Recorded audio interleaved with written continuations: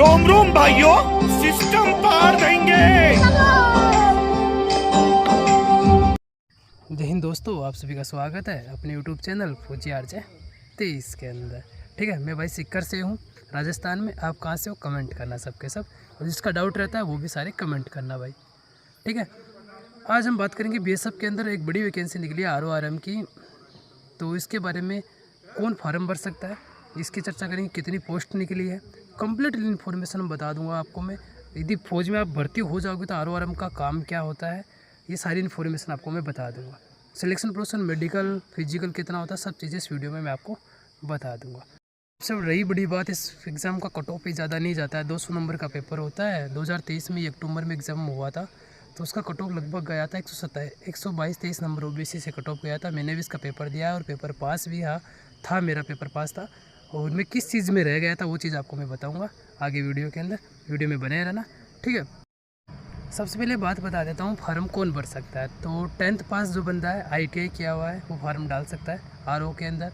और आरओआरएम के अंदर जो 12th क्लास से PCM से, PCM वालों के लिए बहुत बड़ा सुनहरा मौका है, क्योंकि ज़्यादा भीड़ नहीं होती है इसके अंदर। PCM वाले फार्म ज़्यादा डालते हैं और कट ऑफ इतना हाई फाई नहीं जाता है। मैंने बता ही दिया कट ऑफ कितना जाता है आपको। तो फार्म डालो, तैयारी करो। 0.25 की नेगेटिव मार्किंग होती है 200 के।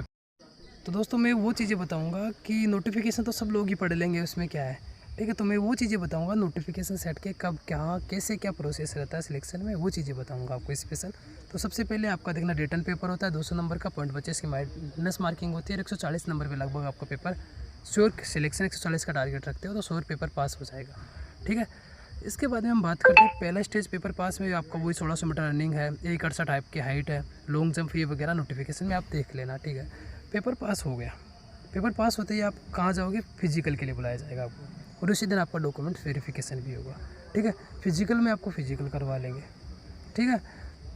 जवानी युद्ध करने के लिए होती, द्वंद्व करने के लिए थोड़ी, रोने के लिए थोड़ी। जवानी में अगर कोई आदमी फिजिकल भाई सभी दोस्त फिजिकल आराम से कर लेंगे। नॉर्मल फिजिकल होता है 1600 मीटर की, इसमें रनिंग है 6.5 मिनट है, आराम से कर लोगे भाई। और 168 इसके अंदर हाइट चाहिए, सबसे बड़ी बात है। बाकी लॉन्ग जंप वगैरह आप देख लेना नोटिफिकेशन के अंदर क्या क्या दे रखा है। इसके बाद में क्या होता है, फिजिकल वगैरह कर लोगे, PST डॉक्यूमेंट वेरिफिकेशन होगा, वो भी उसी दिन हो जाएगा। और उसके अलावा उसी दिन एक चीज़ और प्रोसेस होता है, या कई जगह कई सेंटरों पे कुछ दिन बाद में हो जाता है। वो क्या होता है कि डिस्क्रिप्टिव बोलते हैं उसको, मतलब कि एक स्पीकर होगा बोलने वाला, माइक में प्योर इंग्लिश के अंदर बोलेगा। आरओ के लिए स्पेशल होता है ये, इंग्लिश में अंदर बोलेगा। आप 10 बंदे हो आरओ वाले जो अप्लाई करते हैं, वो सारे के सारे उसमें लिखेंगे इंग्लिश में, और फिर जो लिखा है उसको वो इंग्लिश में पढ़ेंगे। वो होता है जो डिस्क्रिप्टिव जो लिखा हुआ था, वही होता है सेकेंड स्टेज वाला, ठीक है। ये हो जाएगा। इसके बाद में आपका क्या होगा, मेडिकल होगा। और मेडिकल होने के बाद में आपका क्या आएगा, मेरिट आएगा। मेरिट आते ही आपको ज्वाइनिंग दे दी जाएगी, ठीक है, ओके। आरएम के अंदर ये डिस्क्रिप्टिव जो लिखने वाला जो सिस्टम होता है वो आरएम के अंदर नहीं होता है। आरएम मतलब रेडियो ऑपरेटर हो जाएगा, आरएम का मतलब रेडियो मैकेनिक हो जाएगा, ठीक है सर। हम बात करते हैं जैसे फौज में, अब आप लोग आ गए, कहाँ फौज में भर्ती हो गई, हेड कांस्टेबल के पद पे सीधा आप डायरेक्ट रिक्वायरमेंट हो रहे हो, तो आपको वर्किंग वगैरह कोई भी लागू नहीं है। आपके लिए स्पेशल कहीं भी कंपनी रहोगे, हेडक्वार्टर रहोगे, आपके लिए स्पेशल एक अलग से रूम रहेगा। आरओआरएम का अलग से रूम रहता है, ओके। अंदर क्या क्या दे रखा है। इसके बाद में क्या होता है, फिजिकल वगैरह कर लोगे, PST डॉक्यूमेंट वेरिफिकेशन होगा, वो भी उसी दिन हो जाएगा। और उसके अलावा उसी दिन एक चीज़ और प्रोसेस होता है, या कई जगह कई सेंटरों पे कुछ दिन बाद में हो जाता है। वो क्या होता है कि डिस्क्रिप्टिव बोलते हैं उसको, मतलब कि एक स्पीकर होगा बोलने वाला, माइक में प्योर इंग्लिश के अंदर बोलेगा। आरओ के लिए स्पेशल होता है ये, इंग्लिश में अंदर बोलेगा। आप 10 बंदे हो आरओ वाले जो अप्लाई करते हैं, वो सारे के सारे उसमें लिखेंगे इंग्लिश में, और फिर जो लिखा है उसको वो इंग्लिश में पढ़ेंगे। वो होता है जो डिस्क्रिप्टिव जो लिखा हुआ था, वही होता है सेकेंड स्टेज वाला, ठीक है। ये हो जाएगा। इसके बाद में आपका क्या होगा, मेडिकल होगा। और मेडिकल होने के बाद में आपका क्या आएगा, मेरिट आएगा। मेरिट आते ही आपको ज्वाइनिंग दे दी जाएगी, ठीक है, ओके। आरएम के अंदर ये डिस्क्रिप्टिव जो लिखने वाला जो सिस्टम होता है वो आरएम के अंदर नहीं होता है। आरएम मतलब रेडियो ऑपरेटर हो जाएगा, आरएम का मतलब रेडियो मैकेनिक हो जाएगा, ठीक है सर। हम बात करते हैं जैसे फौज में, अब आप लोग आ गए, कहाँ फौज में भर्ती हो गई, हेड कांस्टेबल के पद पे सीधा आप डायरेक्ट रिक्वायरमेंट हो रहे हो, तो आपको वर्किंग वगैरह कोई भी लागू नहीं है। आपके लिए स्पेशल कहीं भी कंपनी रहोगे, हेडक्वार्टर रहोगे, आपके लिए स्पेशल एक अलग से रूम रहेगा। आरओआरएम का अलग से रूम रहता है, ओके। और जो डिस्क्रिप्टिव जो पेपर होता है इसमें जो लिखवाते हैं बोल बोल के स्पीकर, तो हम नहीं लिख पाए थे भाई, हमारे से नहीं लिखा गया क्योंकि हम तो गांव के सरकारी स्कूल में पढ़े हुए हैं, 10th क्लास तक हमारा इंग्लिश इतना अच्छा नहीं था इसलिए। और पहला ही अटैम्प्ट था मेरा, पहला अटैम्प्ट ही दिया था मैंने, आज तक पहला अटैम्प्ट दिया नहीं था, तो इसमें ही दिया था, तो मेरा नहीं हुआ, उसमें मैं फेल हो गया। और कुछ बंदे जो पास हुए जिनके मेरे से कम मार्क्स थे उनका भी फाइनली सिलेक्शन हो गया है, ठीक है।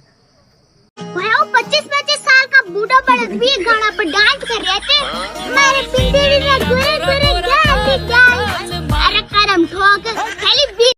रही बात सैलरी की, तो कांस्टेबल की जो सैलरी होती है उसमें टोटल सैलरी में तो लगभग आप 7-8 हज़ार का डिफरेंस मान सकते हो, क्योंकि बेसिक पे के अंदर ही लगभग आप 21,700 और 25,000 कुछ है, तो जब 4-5 हज़ार का अंदर यही डिफरेंस आ जाता है। टोटल सैलरी में 7-8 हज़ार का डिफरेंस रहेगा, ठीक है।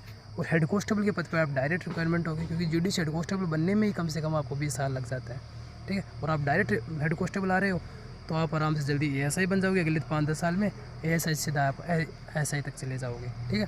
ऐसे आप 40 साल नौकरी करोगे तो आप इंस्पेक्टर तक बन जाओगे। आपका ड्यूटी प्रोसेस ये रहता है कि जैसे दिन में ड्यूटी आएगी तो रात को आपको रेस्ट रहेगा पूरी रात, और रात को ड्यूटी आएगी तो दिन में आपको कंप्लीट रेस्ट रहेगा, और कोई भी टच नहीं करेगा, क्योंकि हेड कांस्टेबल पद पे वो डायरेक्ट, तो आपको कोई भी बंदा, कैसा भी बंदा होगा, BHM वगैरह जो होते हैं फौज में सीनियर जो लोग होते हैं, तो कोई भी आपको टच नहीं करेगा किसी भी काम के लिए। ओके, ठोक के तैयारी करो, सिलेक्शन आपका 100% हो जाएगा। वीडियो अच्छा लगा हो तो सबके सब दोस्त शेयर करना, अपने भाइयों को बताना, और छोटे अपने भाई का सपोर्ट करना, ठीक है। जंगल में मच्छर खा रहा है, आपके लिए वीडियो बना रहा हूँ, थोड़ा हलचल मूवमेंट हो रहा है, इसी वजह से हो रहा है, ओके।